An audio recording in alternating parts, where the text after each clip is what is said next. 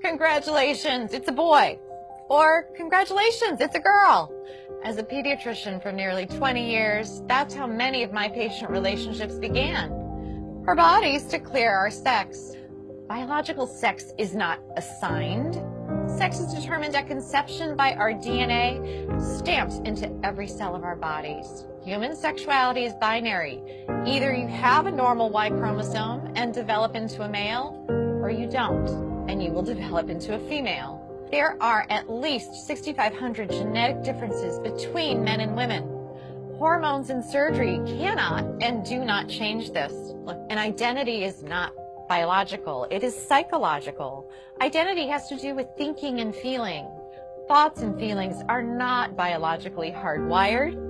Our thinking and feeling may be factually right or factually wrong. For example, if I walk into my doctor's office today and say, "Hi, I'm Margaret Thatcher," my physician will say I am delusional and give me an antipsychotic. However, if instead I walked in and said, "I am a man," he would say, "Congratulations, you're transgender."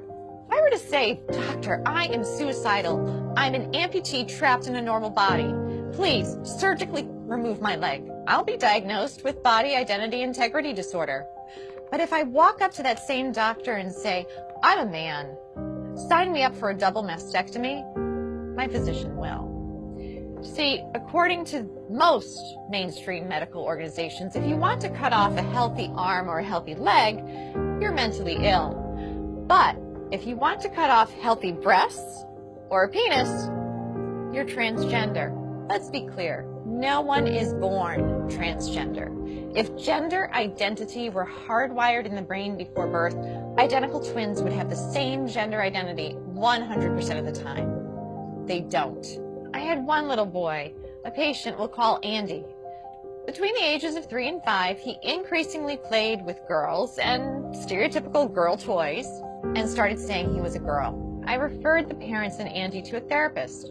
Sometimes mental illness of a parent or abuse of the child are factors. But more commonly, the child has misperceived family dynamics and internalized a false belief. In the middle of one session, Andy put down the toy truck and held on to the Barbie and said, "Mommy and Daddy, you don't love me when I'm a boy." What the therapist learned is that when Andy was 3, his sister with special needs was born. She required significantly more of his parents' care and attention.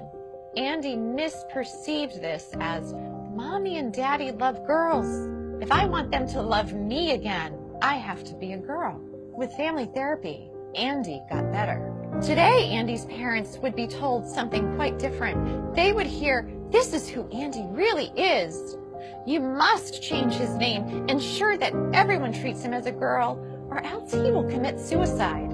As Andy would approach puberty, the experts would put him on puberty blockers so that he could continue to impersonate a girl.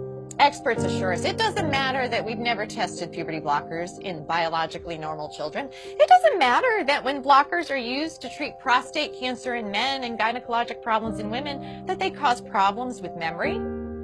We don't need testing.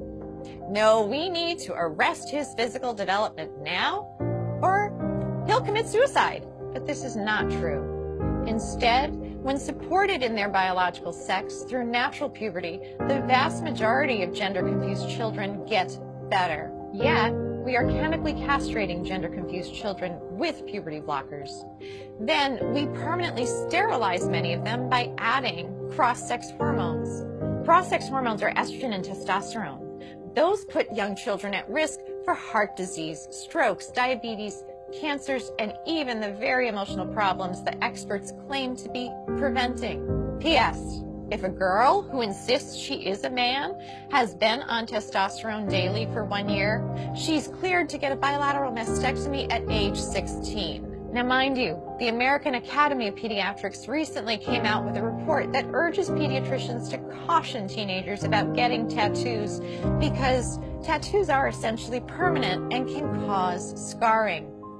But this same AAP is 110% in support of 16-year-old girls getting a double mastectomy, even without parental consent, so long as the girl insists that she is a man and has been taking testosterone daily for 1 year. Let's be clear, to indoctrinate all children from preschool forward with the lie that they could be trapped in the wrong body disrupts the very foundation of a child's reality testing.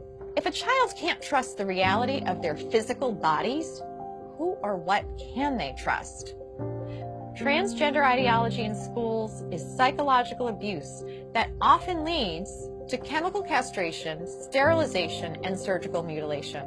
If that's not child abuse, ladies and gentlemen, what is?